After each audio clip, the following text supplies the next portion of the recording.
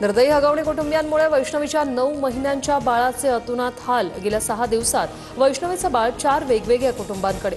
हगवणे कुटुंबानं वैष्णवीचं बाळ कसपटे कुटुंबापासून 6 दिवस लपवलं। हगवणेंच्या मोठ्या सुनेनं दाखवले मारहाण झाल्याचे फोटो। मोठ्या सुनेला मारहाण होतानाचं सीसीटीव्ही फुटेजही समोर। हगवणे कुटुंबाच्या काळ्या कारनाम्यांचा मोठ्या सुनेकडून पर्दाफाश।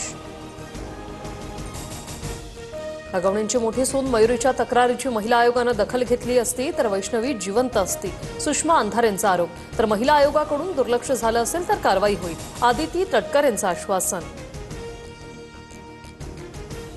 पहलगाम दहशतवादी हल्ल्याला आज 1 महिना पूर्ण। पर्यटकांवर गोळीबार करणारे आरोपी अजूनही मोकाट। एनआयए आणि सैन्य दलाकडून दहशतवाद्यांचा शोध सुरू।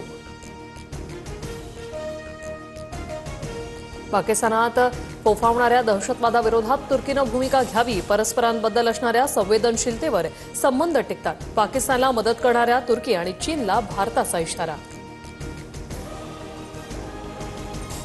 ईडीने सर्व मर्यादा ओलांडल्या। एखाद्या प्रकरणाची चौकशी राज्य सरकार करतं तेव्हा ईडीच्या हस्तक्षेपाची गरज काय?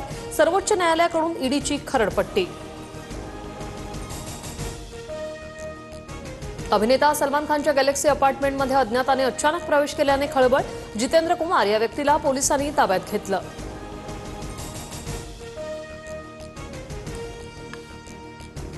राज्यात कोरोनाचे आणखी 26 रुग्ण। राज्यातील एकूण कोरोना रुग्णसंख्या 132 वर।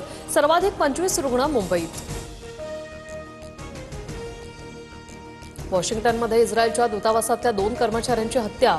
यहुदी म्युझियमजवळ 2 इस्रायली कर्मचाऱ्यांवर गोळ्या झाडल्या। अरबी समुद्रात कमी दाबाचं क्षेत्र तयार। महाराष्ट्रातील संपूर्ण कोकण किनारपट्टीला ऑरेंज अलर्ट। तर रायगड आणि रत्नागिरी जिल्ह्याला रेड अलर्ट। मच्छीमारांनी 4 दिवस मासेमारीसाठी जाऊ नये, हवामान खात्याचा इशारा।